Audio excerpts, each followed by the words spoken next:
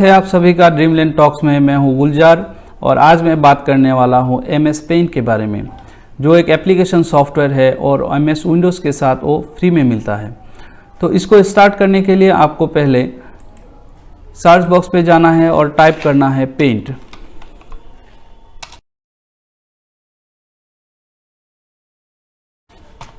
Pen type करने के बाद ही आपको ऊपर में पेन का लोगो दिखाई देगा, यहाँ पे क्लिक कीजिए और पेंट शुरू हो गया, स्टार्ट हो गया।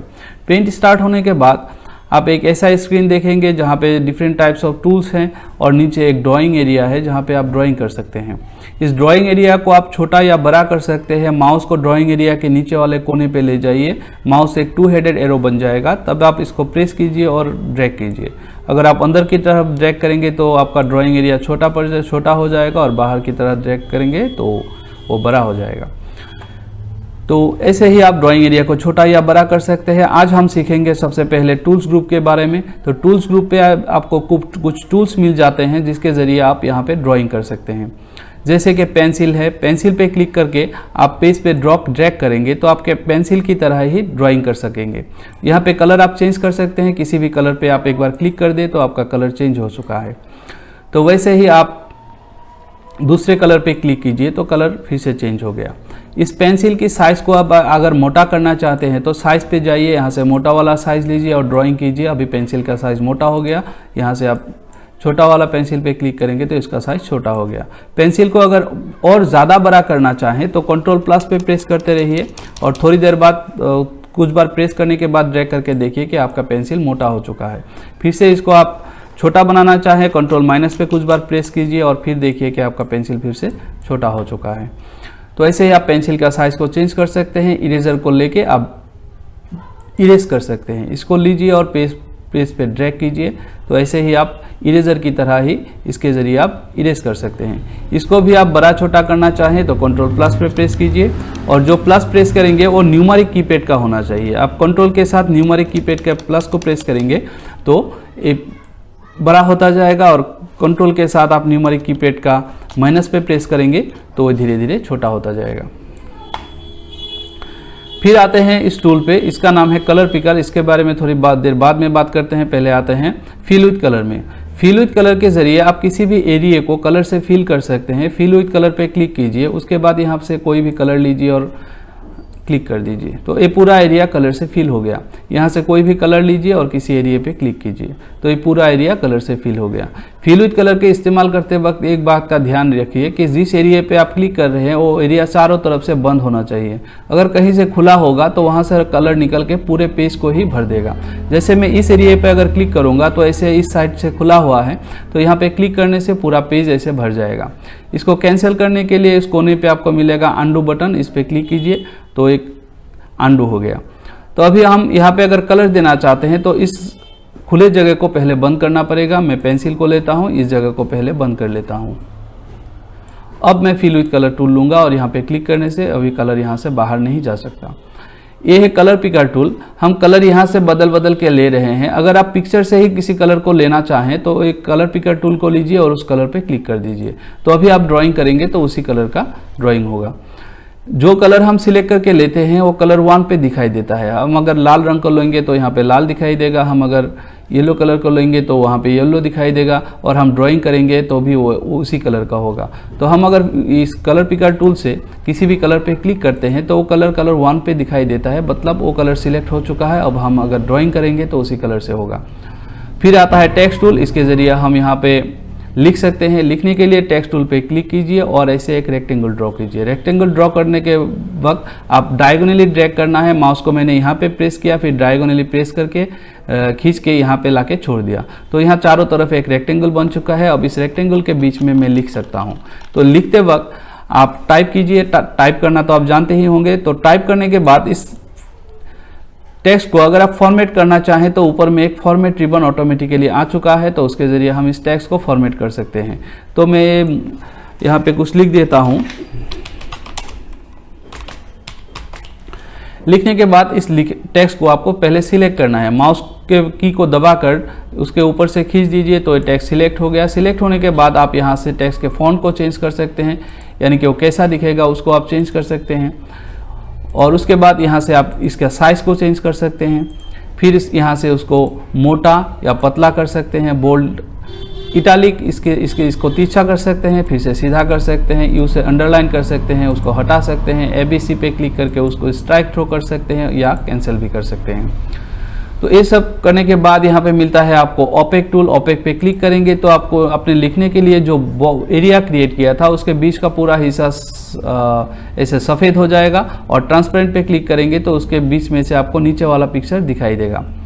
फिर कलर 1 और 2 का मामला आता है, तो वो उसके बाद में इसके बारे में हम बाद में बात करेंगे। अभी इस टेक्स्ट के कलर को अगर चेंज करना हो तो इसको पहले सिलेक्ट कीजिए और यहाँ से किसी भी कलर पे क्लिक कर दीजिए तो इसका कलर भी चेंज हो जाएगा। तो ऐसा सब कुछ करने के बाद आप बाहर पे क्लिक करेंगे। बाहर मतलब इस ड्राइंग एरिया के बाहर, ये जो आपने डॉटेड लाइन है, इस एरिया के बाहर अगर आप क्लिक करेंगे तो एरिया गायब हो जाएगा और ये टेक्स्ट यहाँ पे बैठ जाएगा। ये टेक्स्ट अभी पिक्चर बन चुका है। अभी इसको आप फिर से जो चेंजेस हमने अभी भी किया था वो आप फिर से नहीं कर सकते, इसका कलर चेंज नहीं कर सकते, इसका साइज चेंज नहीं कर सकते, क्योंकि जो कुछ भी करना है वो उस डॉटेड लाइन के रहते रहते ही करना पड़ेगा। तो फिर से मैं ये लेके इसे ड्राइंग करके दिखाता हूँ कि अभी डॉटेड लाइन है तो ऊपर में आपको टेक्स्ट रिबन मिल जाता है, आप कुछ भी कर सकते हैं। लेकिन अगर आप बाहर क्लिक कर दे तो टेक्स्ट रिबन चला जाएगा, अभी आप इसको कुछ नहीं कर सकते। अब अगर आप ऐसे सिलेक्शन टूल लेके सिलेक्ट करेंगे तो आपको वो ऑप्शन नहीं दिखाई देगा ऊपर में। तो अभी आप ये सिलेक्टेड है, तो सिलेक्टेड के बारे में, सिलेक्शन के बारे में मैं बाद में बात करता हूँ। तो आपको जो भी करना है ए लेके बॉक्स बनाने के बाद बॉक्स के रहते रहते ही उसको चेंजेस जो करना है कर लीजिए। फिर आता है मैग्नीफायर टूल। इसके ज़रिए हम इस पिक्चर को बड़ा करके देख सकते हैं। ऐसे क्लिक करेंगे तो जो रेक्टेंगल आपको दिख रहा है वो रेक्टेंगल के अंदर जो हिस्सा आ रहा है वो पूरा हिस्सा पूरा स्क्रीन में आ जाएगा, इतना बड़ा कर देगा। फिर से आप छोटा करना चाहते हैं तो माउस के राइट बटन को क्लिक कीजिए। राइट क्लिक करने से धीरे धीरे छोटा होगा, लेफ्ट क्लिक करने से धीरे धीरे बड़ा होगा। बड़ा छोटा आप इस कोने के इस जूम बार से भी कर सकते हैं। यहाँ पे माइनस पे क्लिक करेंगे तो धीरे धीरे छोटा होता जाएगा, और प्लस पे क्लिक करेंगे तो धीरे धीरे जूम इन होता जाएगा, यानी कि बड़ा होता जाएगा। स्लाइडर को खींच के भी आप ये काम कर सकते हैं। तो जनरली हमको 100% पे रहना चाहिए।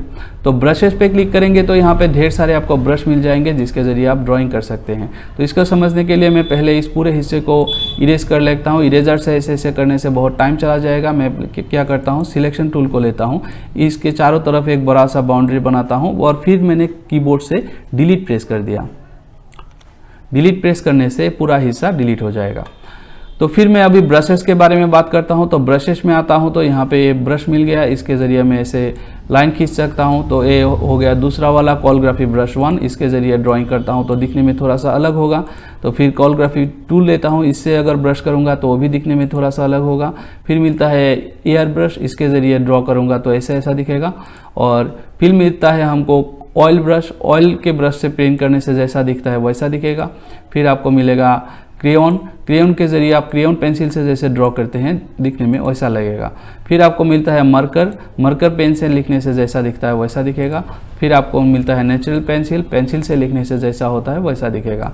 फिर आखिर में मिलता है आपको water colour brush. Water colour से लिखने से जैसा होता है वैसा दिखेगा। तो इन सभी चीज़ों का आप ड्राइंग करते वक्त इस्तेमाल करेंगे। मैं सिर्फ आपको बता रहा हूँ कि कौन से टूल से आप क्या क्या कर सकते हैं।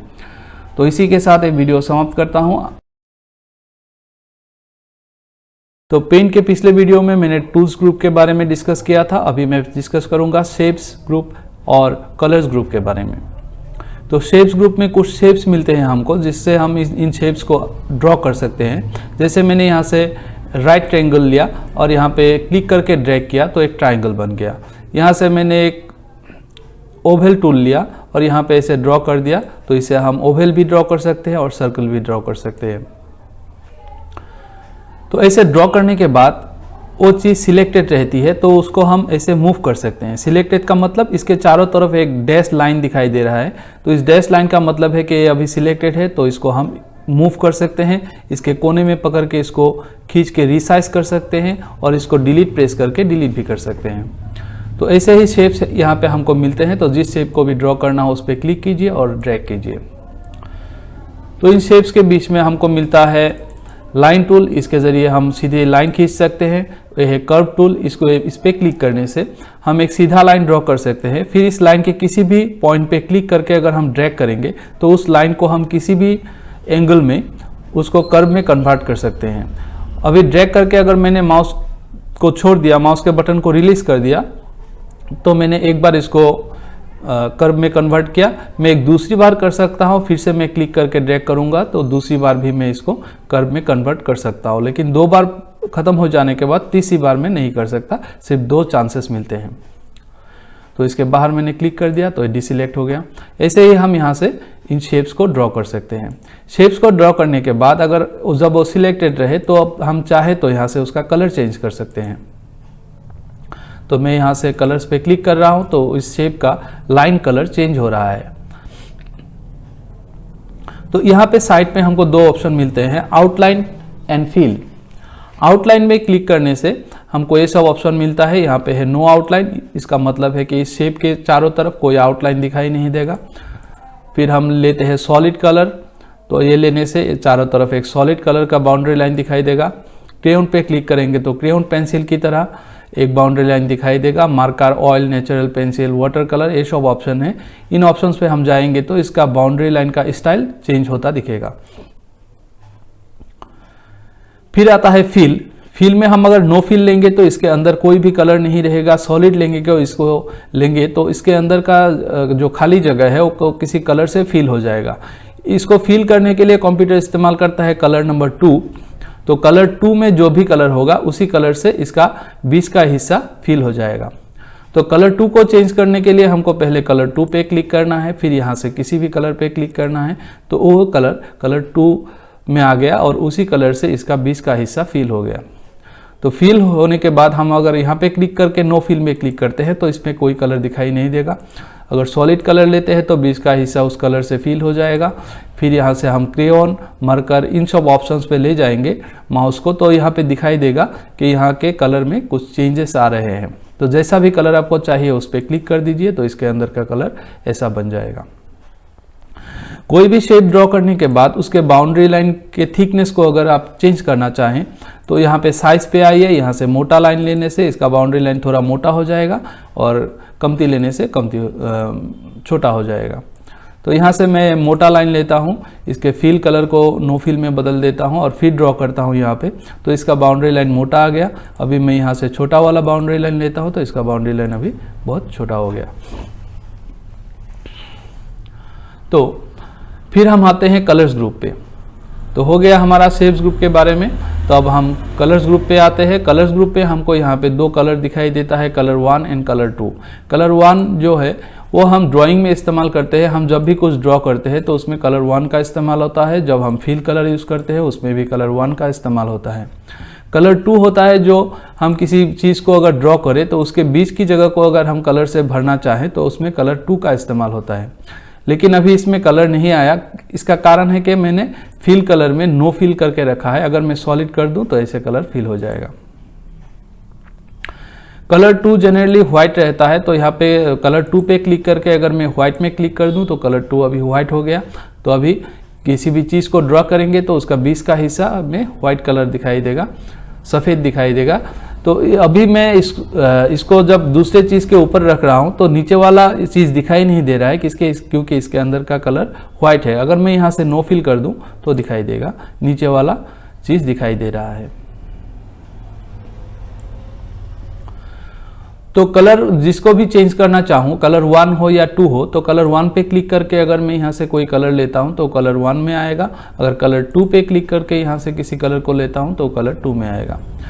इरेजर जब इरेज करता है तो कलर 2 का इस्तेमाल करता है। अभी कलर 2 में कुछ कलर सिलेक्टेड है तो अभी मैं अगर इरेज करूँगा तो वो व्हाइट नहीं होगा, सफ़ेद नहीं होगा, बल्कि कलर 2 में जो कलर है वो आ जाएगा।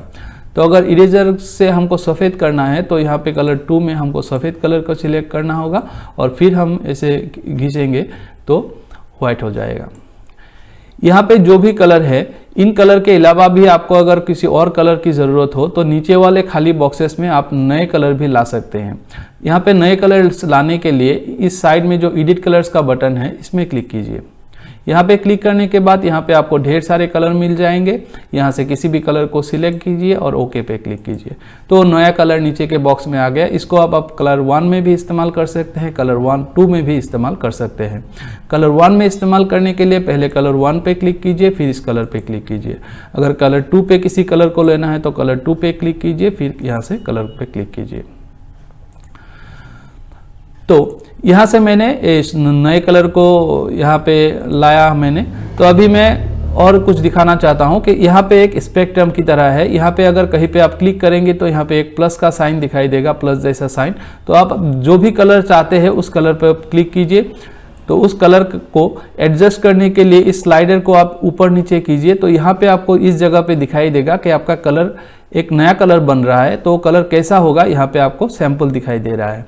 तो इस स्लाइडर को आप नीचे की तरफ खींचेंगे तो ये डार्क होता जाएगा, ऊपर की तरफ खींचेंगे तो लाइट होता जाएगा। तो ऐसे आपको जैसे भी कलर चाहिए यहाँ से वो कलर आप बनाइए, फिर ऐड टू कस्टम कलर पे क्लिक कीजिए और आखिर में ओके पे क्लिक कीजिए। तो नया कलर यहाँ पे आ चुका है और इसको आप कलर 1 या 2 पे इस्तेमाल कर सकते हैं। अगर मेरा वीडियो आपको अच्छा लगा तो प्लीज़ चैनल को सब्सक्राइब कीजिए और लाइक कीजिए। Thank you. हाय, मैं हूँ गुलजार और आप देख रहे हैं ड्रीमलैंड टॉक्स। आज हम बात करेंगे MS पेंट के इमेज और क्लिपबोर्ड ग्रुप के बारे में। तो इन दोनों रिबन को प्रैक्टिस करने के लिए हमें पहले कुछ ड्रॉ कर लेना पड़ेगा। जैसे मैं यहाँ पे कुछ ड्रॉ कर रहा हूँ और इसको मैं फिल कलर से फिल भी कर देता हूँ। तो सबसे पहला ऑप्शन आता है सिलेक्ट इमेज ग्रुप का। इमेज ग्रुप का सबसे पहला ऑप्शन सिलेक्ट टूल को लीजिए, लेकर आप यहाँ पे ड्रैग कीजिए। तो एक चारों तरफ एक डॉटेड बाउंड्री बन गया है और इसके अंदर का हिस्सा अभी सिलेक्ट किया हुआ है। सिलेक्ट करने के बाद आप 3 काम कर सकते हैं। उस हिस्से को एक जगह से दूसरी जगह पे आप मूव कर सकते हैं। उसके कोने पे, किसी भी कोने पे आप माउस पॉइंटर को ले जाएंगे तो एक 2 हेडेड एरो बन जाएगा। तब आप उसको अंदर की तरफ ड्रैग करेंगे तो वो हिस्सा छोटा हो जाएगा, बाहर की तरफ ड्रैग करेंगे तो बड़ा हो जाएगा। ऐसे आप छोटा बड़ा कर सकते हैं, एक जगह से दूसरी जगह मूव कर सकते हैं और कीबोर्ड से डिलीट प्रेस करके उसको डिलीट भी कर सकते हैं। तो सिलेक्ट टूल के नीचे एक एरो मार्क दिखता है, इसमें क्लिक करेंगे तो एक मेनू दिखाई देगा। इसमें से हम रेक्टेंगुलर सिलेक्शन का यूज़ हमने अभी देखा। तो ऐसे हम रेक्टेंगुलर सिलेक्शन टूल से सिलेक्ट कर सकते हैं। इसके नीचे आता है फ्री फॉर्म सिलेक्शन। इसको लेके आप किसी भी एंगल से या किसी भी डायरेक्शन पे आप सिलेक्ट कर सकते हैं और इसके ज़रिए आप पेंसिल की तरह ऐसे ड्रॉ करेंगे और ड्राइंग करने के बाद जहाँ से शुरू किया था वहीं पे लाके आप माउस को छोड़ देंगे तो वो बीच का हिस्सा सिलेक्ट हो जाएगा। अभी हम ड्रैग करते हैं, देखिए जिस शेप में हमने सिलेक्ट किया था उसी शेप में ये हिस्सा वहाँ से खुल के आ गया है। अभी इसको भी आप छोटा बड़ा कर सकते हैं, मूव कर सकते हैं और डिलीट भी कर सकते हैं। तो नेक्स्ट में आता है सिलेक्ट ऑल। इसका शॉर्टकट है Ctrl+A। सिलेक्ट ऑल नीचे दिखाई दे रहा है, उसके साथ में ब्रैकेट के अंदर लिखा है Ctrl+A। यहाँ पे अगर हम क्लिक करते हैं तो पूरा का पूरा इमेज सिलेक्ट हो जाता है। तो एक सिलेक्शन बाउंड्री आपको दिखाई दे रहा होगा कि किनारे किनारे एक डैश लाइन आ चुका है। तो इसका मतलब है कि पूरा इमेज सिलेक्ट हो चुका है। तो इसको अभी ड्रैग करेंगे तो पूरा इमेज हिलेगा और हम उसको किसी एंगल पे, कोने पे ले जाके ड्रैग करेंगे तो पूरा का पूरा इमेज छोटा या बड़ा होगा। और अगर हम डिलीट प्रेस करेंगे तो पूरा का पूरा इमेज डिलीट हो जाएगा। तो मैं इसको कैंसिल करने के लिए अंडू पे प्रेस करता हूँ तो वो इमेज फिर से आ गया। तो इसका पूरा का पूरा इमेज सिलेक्ट करने के लिए आप सिलेक्ट ऑल पे क्लिक कीजिए, फिर डिलीट प्रेस कर दीजिए तो पूरा का पूरा इमेज एक ही बार में डिलीट हो जाएगा। तो मैं फिर से अंडू करता हूँ और फिर से सिलेक्ट मेनू पे आता हूँ। उसके बाद आता है इन्वर्ट सिलेक्शन। अगर आप सिलेक्ट टूल लेके किसी एक पोर्शन को आपने सिलेक्ट कर लिया और अब आप चाहते हैं कि इस पोर्शन को छोड़ के बाकी का जो इमेज बचा है उसको सिलेक्ट करना है, तब आप सिलेक्ट पे जाइए और इन्वर्ट सिलेक्शन पे क्लिक कीजिए। अभी इस हिस्से को छोड़ के बाकी का हिस्सा सिलेक्ट हो गया है। तो इसको प्रूफ करने के लिए मैं क्या करता हूँ, डिलीट प्रेस करता हूँ। तो डिलीट प्रेस करने से वही हिस्सा डिलीट होगा जो सिलेक्टेड है। तो मैं डिलीट प्रेस करने के साथ साथ बाकी का हिस्सा डिलीट हो गया, लेकिन वो हिस्सा बच गया जिस हिस्से को मैंने पहले सिलेक्ट किया हुआ था। तो इन्वर्ट सिलेक्शन का मतलब है कि जिस एरिया को मैंने सिलेक्ट किया था उसको छोड़ के बाकी का हिस्सा सिलेक्ट हो जाता है। तो मैं इसको फिर से अंडू कर देता हूं तो पूरा का पूरा इमेज फिर से आ गया। फिर आता है डिलीट। हमने अब तक जो कुछ भी डिलीट किया उसके लिए मैंने सिलेक्ट करने के बाद उसको डिलीट करने के लिए मैंने कीबोर्ड से डिलीट प्रेस किया। अभी आप अगर कीबोर्ड से डिलीट प्रेस ना करें तो यहाँ से भी कर सकते हैं। यहाँ से डिलीट में प्रेस करने से जो हिस्सा सिलेक्टेड है वो डिलीट हो जाएगा। फिर आता है ट्रांसपेरेंट सिलेक्शन। समझ लीजिए मैं यहाँ से लाइन टूल लेता हूँ और किसी कलर को सिलेक्ट कर लेता हूँ और यहाँ पे एक लाइन ड्रॉ करता हूँ। अब मैं इस लाइन को सिलेक्ट करके अगर मैं यहाँ से यहाँ पे उस दूसरे किसी इमेज के ऊपर मूव करता हूँ तो उस लाइन के साथ साथ जो बैकग्राउंड कलर है वो भी आ गया है। अगर मैं इस बैकग्राउंड कलर को हटाना चाहूँ तो यहाँ सिलेक्ट पे जाके ट्रांसपेरेंट सिलेक्शन में क्लिक करने से वो बैकग्राउंड कलर यहाँ से हट जाएगा। और फिर से अगर मैं यहाँ पे जाके ट्रांसपेरेंट सिलेक्शन को फिर से ले लूँ तो बैकग्राउंड कलर फिर से आ जाएगा। ये सब आप तब तक कर सकते हैं जब तक इसके चारों तरफ एक डैश लाइन मौजूद हो। अगर आप बाहर कहीं पे क्लिक कर दें इस एरिया के बाहर तो वो डैश लाइन चला जाएगा और उसके बाद आप इस सफ़ेद रंग को हटा नहीं सकते। तो ये हो गया ट्रांसपेरेंट सिलेक्शन। क्या था ये ट्रांसपेरेंट सिलेक्शन? एक लाइन ड्रॉ कीजिए, उसको आप सिलेक्ट कीजिए, दूसरे किसी कलर के ऊपर उसको ड्रैग करके ले जाइए तो उस नीचे वाले इमेज को ये ढक देगा व्हाइट कलर से। अगर आप ट्रांसपेरेंट सिलेक्शन लेंगे तो नीचे का हिस्सा दिखाई देगा। तो यही था सिलेक्ट मेनू। फिर हम आ जाते हैं क्रॉप पे। तो क्रॉप आपने मोबाइल में भी कभी अपने तस्वीर खींचा होगा और उस तस्वीर को आपने क्रॉप भी किया होगा। एक ही बात है, यहाँ पे भी वही होने वाला है जो मोबाइल पे आप करते हैं पिक्चर्स के साथ। तो यहाँ पे हम पहले कुछ मैंने ड्रॉ कर लिया। अभी मैं पहले किसी हिस्से को सिलेक्ट करूँगा। सपोज मैंने इस हिस्से को सिलेक्ट किया। सिलेक्ट करने के बाद क्रॉप पे क्लिक करने से ये सिलेक्ट किया हुआ हिस्सा बचेगा और बाहर का हिस्सा डिलीट हो जाएगा।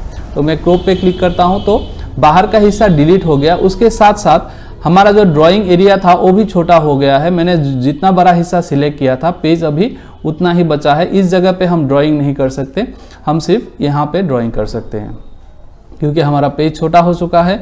अगर हम पेज को बड़ा करना चाहें तो किसी कोने पे ड्रैग क्लिक करके इसे ड्रैग करेंगे तो पेज बड़ा होगा, अंदर की तरफ खींचेंगे तो छोटा होगा। कोने पे लाने के बाद mouse pointer two headed arrow में कन्वर्ट हो जाता है, तब भी आप क्लिक करके ड्रैग करेंगे तो स्क्रीन को आप बड़ा छोटा कर सकेंगे।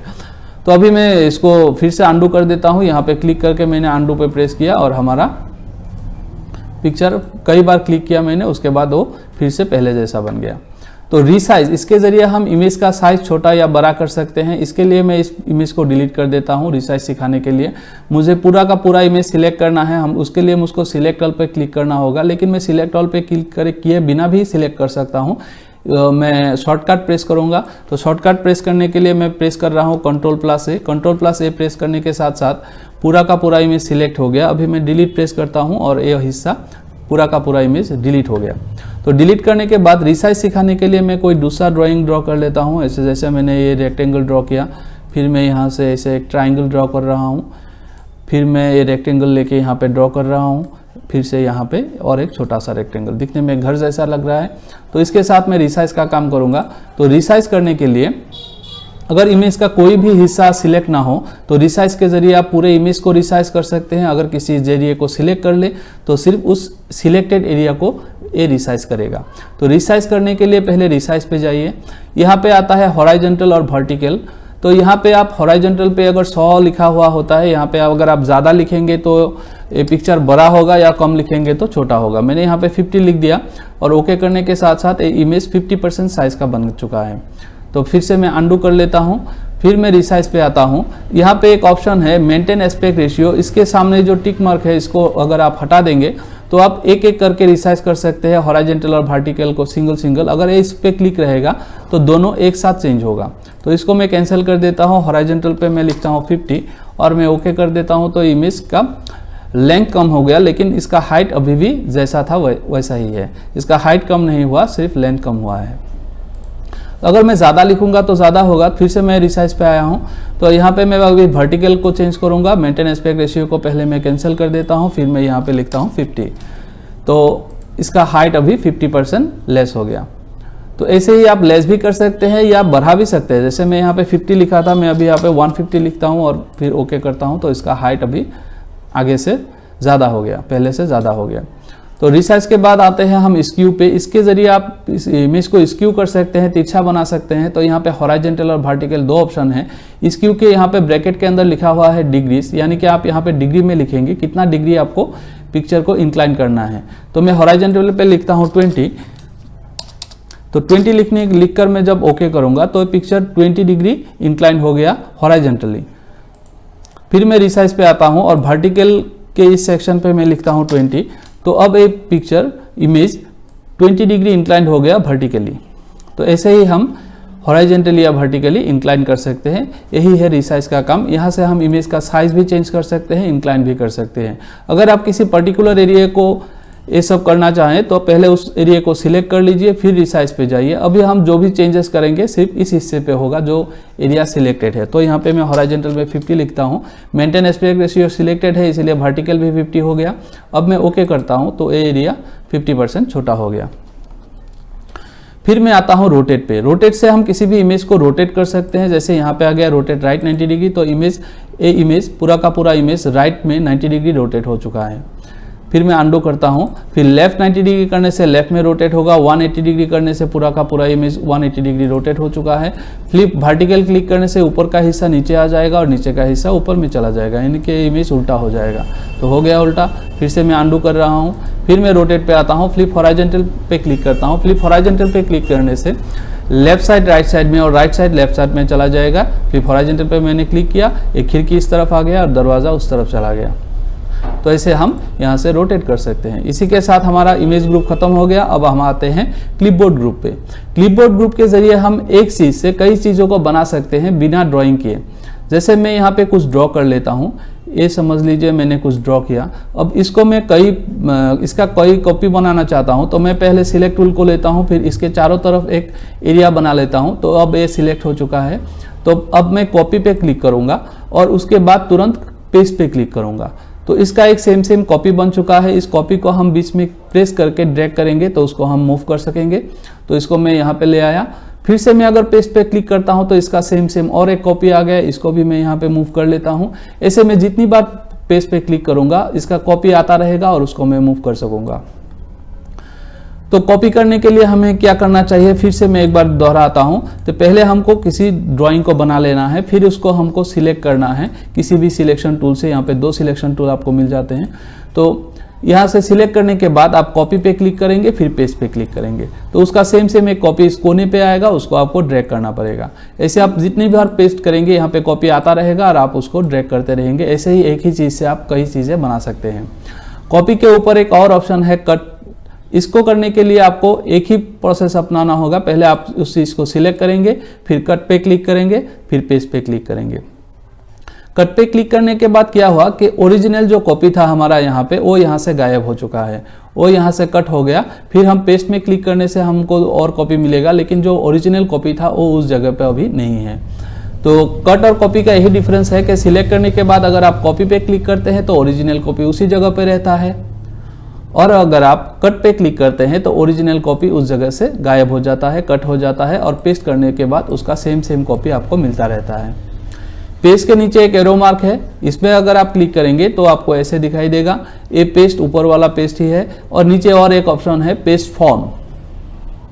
पेस्ट फॉर्म पे क्लिक करने से आप किसी दूसरे इमेज को यहाँ पे पेस्ट कर पाएंगे। मैंने पेस्ट फॉर्म पे क्लिक कर दिया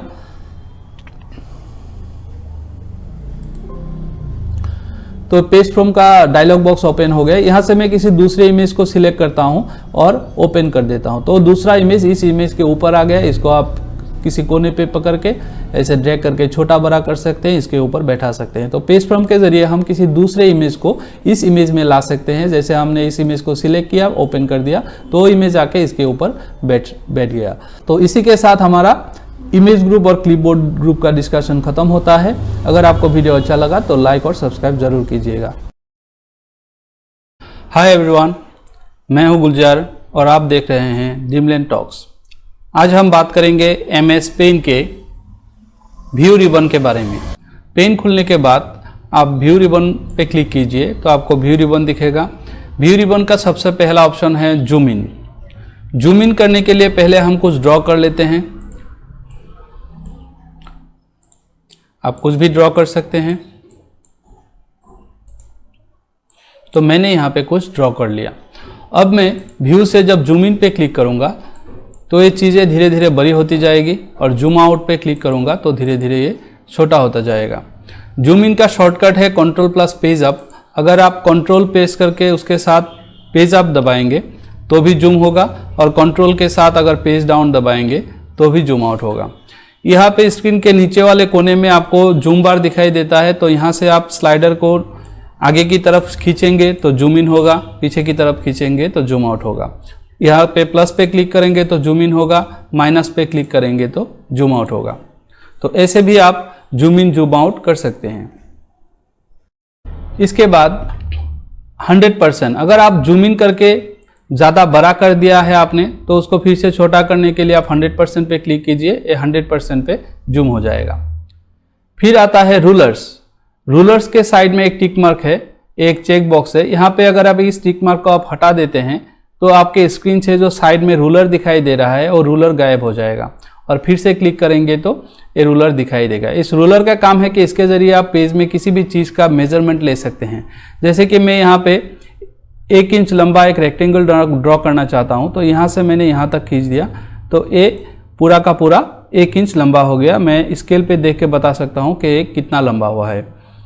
तो ऐसे मेजरमेंट लेने के लिए हम रूलर का इस्तेमाल करते हैं। इसको अगर आप हाइड करके रखना चाहें तो इस टिक मार्क को हटा दीजिए, रूलर हट गया। फिर से क्लिक करेंगे तो रूलर आपको दिखाई देगा। ग्रिड लाइंस पे क्लिक करेंगे तो पेज के ऊपर आपको ग्राफ पेपर की तरह ऐसे कुछ लाइंस दिखाई देंगे। तो इस लाइंस के जरिए आप किसी भी चीज़ को सीधा करके ड्रॉ कर सकते हैं।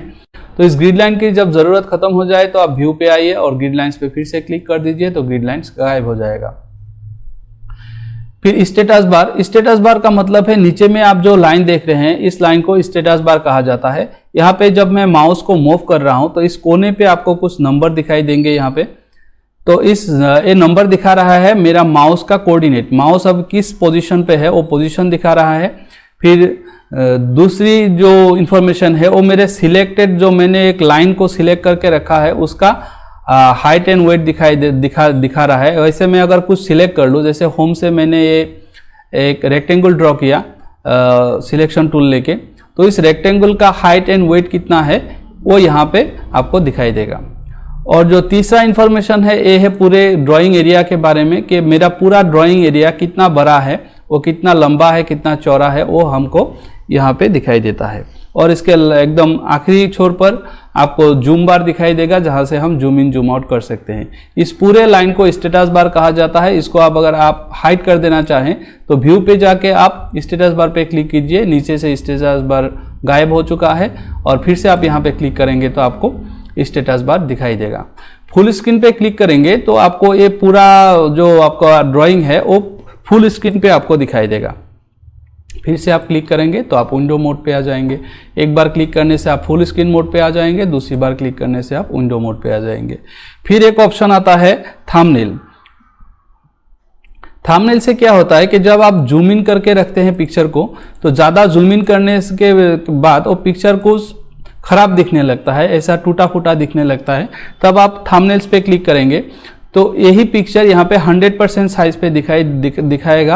आप स्लाइडर्स को लेके इधर उधर स्लाइड कीजिए तो जो पोर्शन हम यहाँ देख रहे हैं वो पोर्शन आपको थंबनेल्स के इस छोटे से स्क्रीन के अंदर दिखाई दे रहा है।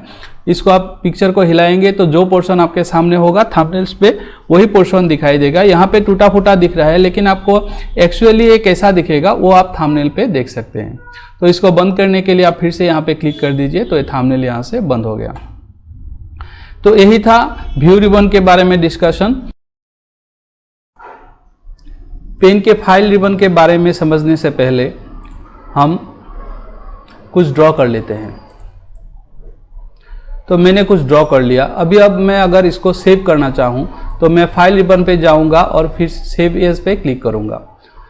ऊपर के कमांड्स में थोड़ी देर बाद में बताता हूँ। सबसे पहले हम सेव एज को समझ लेते हैं। तो सेव एज पे क्लिक करने के बाद हम इस पिक्चर को किसी नाम से सेव कर पाएंगे। तो सेव एज पे क्लिक करना है, फिर हमको यहाँ पे एक नाम दे देना है। जैसे मैं यहाँ पे दे देता हूँ लाइन्स 77। कोई भी नाम आप दे सकते हैं, लेकिन एक नाम जो पहले आपने दिया हुआ है, एक ही नाम का 2 फाइल एक फोल्डर में नहीं हो सकता है, इसीलिए आप एक नाम बार बार यूज़ नहीं कर सकते। तो आपका कौन सा फोल्डर सिलेक्टेड है वो भी आपको देखना है कि हमारा पिक्चर फोल्डर अभी सिलेक्टेड है, तो अब मैं जो भी ड्रॉ करूँगा वो पिक्चर फोल्डर के अंदर सेव होगा।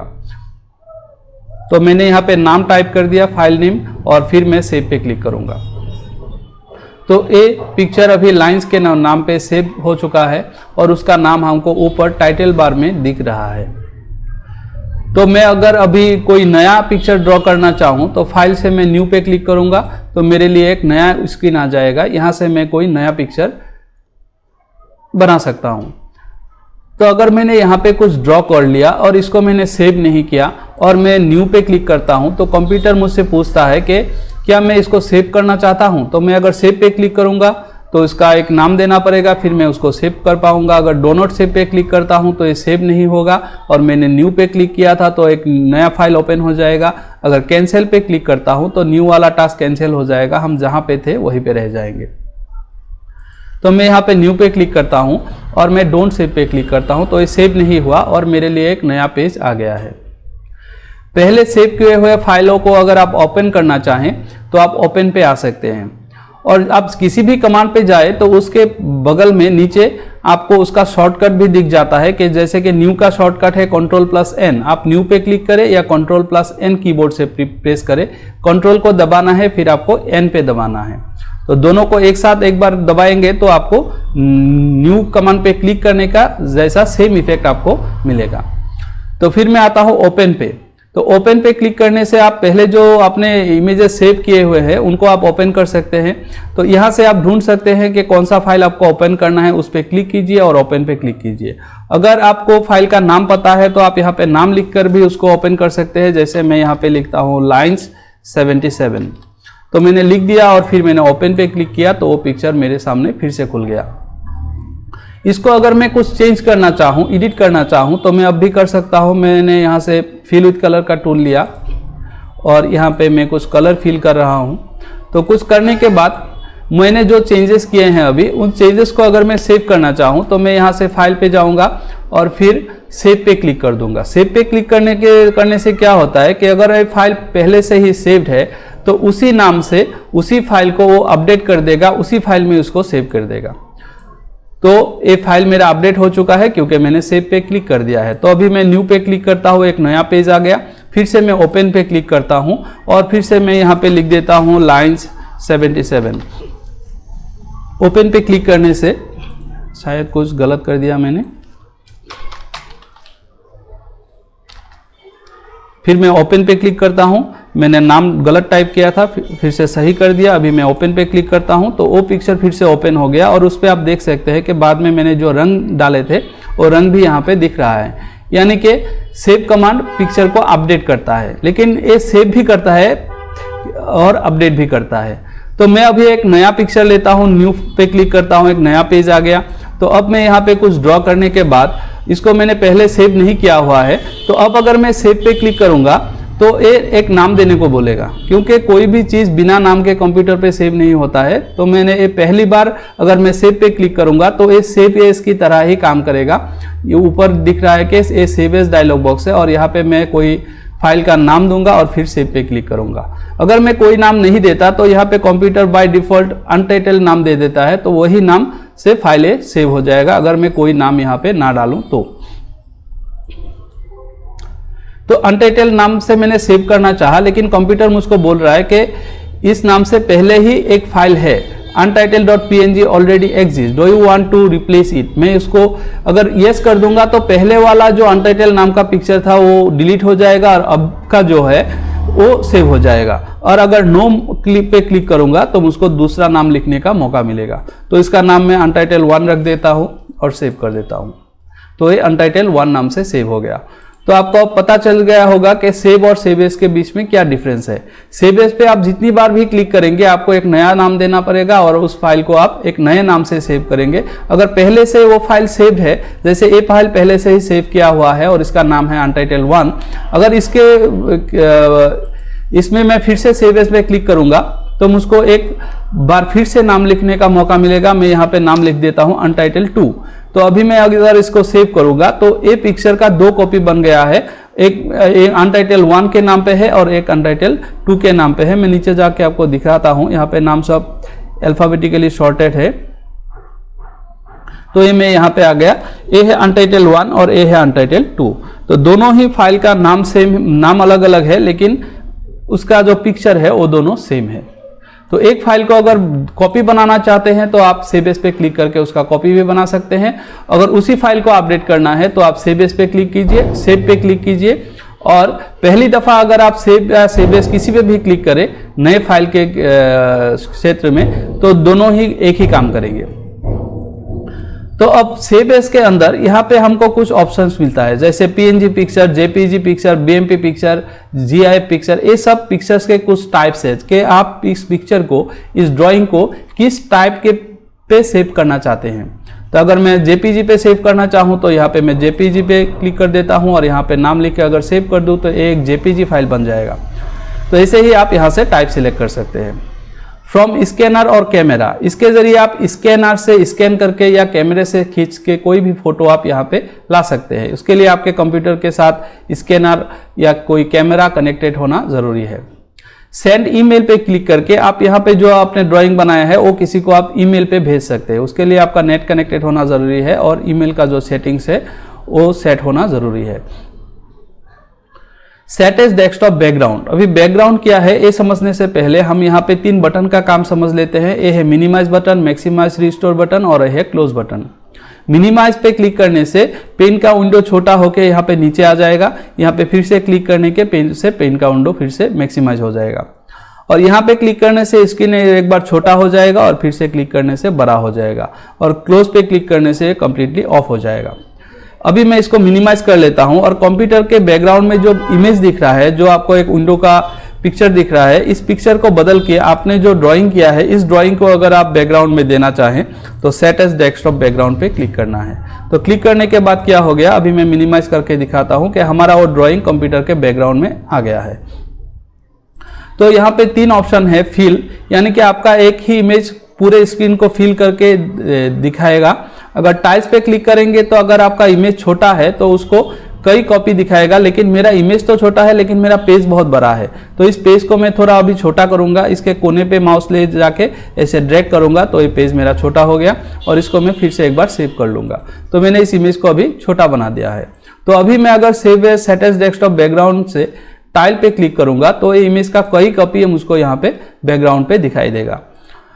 और फिर आखिर में आता है सेंटर। सेंटर पे क्लिक करने से बीच में एक कॉपी आएगा और साइड का जो जगह है वो खाली रहेगा। तो ऐसे हम किसी भी इमेज को ड्रॉ करके उसको कंप्यूटर के बैकग्राउंड में सेट कर सकते हैं। प्रॉपर्टीज पे क्लिक करेंगे तो हमने जो ड्राइंग यहाँ पे ओपन करके रखा है जिसका नाम है अनटाइटल्ड 2, इस ड्राइंग के बारे में हमको कुछ इंफॉर्मेशन मिलेगा यहाँ से। अगर मैं प्रॉपर्टीज पे क्लिक करूँ तो यहाँ पे हमको दिखाई दे रहा है कि लास्ट सेव, मैंने लास्ट इस फाइल को कितने तारीख को और कितने बजे सेव किया था। साइज ऑन डिस्क, इस फाइल को मेमोरी में कितना जगह की जरूरत पड़ी है, कितना जगह इसने कवर किया है। रिजोल्यूशन, इस फाइल का क्वालिटी रिजोल्यूशन से पता चलता है, इसका रिजोल्यूशन है 96 dpi।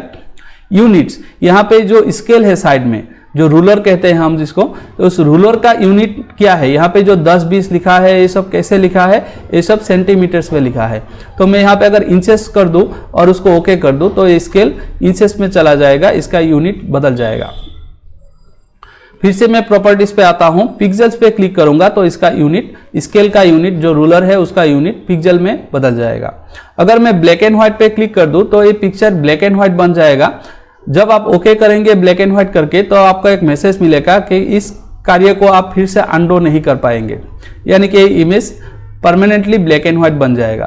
तो यहाँ पे क्लिक करने के बाद, यहाँ तो मैंने कलर यूज किया ही नहीं है तो, लेकिन आप ऊपर के कलर प्लेट में देख सकते हैं कि पूरे सभी के सभी कलर चेंज हो चुके हैं। ये सब अब ब्लैक एंड व्हाइट कलर बन चुके हैं। अगर मैं यहाँ पे कोई कलर अप्लाई करता हूँ तो कलर कैसे आएगा देखिए। मैं यहाँ पे एक लाइन ड्रॉ किया, फिर यहाँ से कोई कलर लिया, फिल विथ कलर लेके मैंने यहाँ पे कलर छोड़ दिया तो कलर कुछ अलग दिखेगा क्योंकि पिक्चर अभी ब्लैक एंड व्हाइट बन चुका है। तो ऐसे हम पिक्चर को ब्लैक एंड व्हाइट में बदल सकते हैं। फिर आता है वेट हाइट, यहाँ से आपको पता चलता है कि आपके इमेज का हाइट कितना है और वेट कितना है, इसको आप यहाँ से बदल भी सकते हैं। लेकिन ये बदलते वक्त आपको सावधानी बरतनी पड़ेगी कि यहाँ पे आप अगर कोई बहुत बड़ा संख्या, बड़ा नंबर लिख देते हैं तो कंप्यूटर के मेमोरी को उतना बड़ा पेज बनाने के लिए बहुत ज़्यादा मेमोरी की ज़रूरत पड़ जाएगी और तब आपका कंप्यूटर हैंग भी हो सकता है। तो मेरी सलाह है कि आप इस वेट हाइट को यहाँ से मत बदलें। इसको अगर आप बदलना चाहे तो ऐसे कोने पे माउस को लाइए और 2 हेडेड एरो बन जाएगा, तब आप प्रेस करके अगर इसको खींचेंगे तो इसको आप बड़ा कर सकते हैं, छोटा भी कर सकते हैं। तो आप बड़ा छोटा करने के लिए इस टेक्निक का इस्तेमाल कीजिए। वहाँ पे लिखते वक्त अगर आपने गलती से साइड डिजिट ज़्यादा लिख दिए तो उतना बड़ा पेज बनाने के लिए कंप्यूटर को बहुत ज़्यादा मेमोरी की ज़रूरत पड़ेगी, कंप्यूटर हैंग भी हो सकता है। तो फिर आखिर में हम आते हैं अबाउट पेन पे। अबाउट पेन से क्या पता चलता है, यहाँ पे कुछ इन्फॉर्मेशन है कि ये पेंट हमको विंडोज 10 के साथ मिला है, इसका वर्जन नंबर कितना है और एक इसके नाम पे लाइसेंस किया हुआ है, वो सब कुछ आपको यहाँ पे दिखाई देगा। यहाँ पे करने के लिए कुछ नहीं है। आखिर में हमको मिलता है एग्जिट। इस पे क्लिक करके हम पेन से बाहर निकल सकते हैं। जैसे हम क्लोज बटन पे क्लिक करके बाहर निकलते हैं, पेन को बंद करते हैं, वैसे ही हम एग्जिट पे क्लिक करके पेन को बंद कर सकते हैं।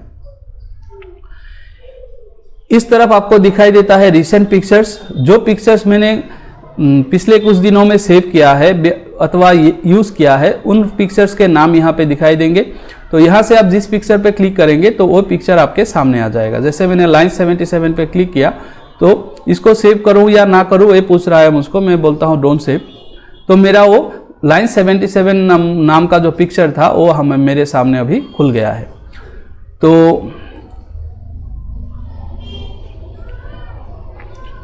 तो आपको अगर ये वीडियो अच्छा लगा तो इसको लाइक कीजिए, शेयर कीजिए और कमेंट कीजिए। Thank you.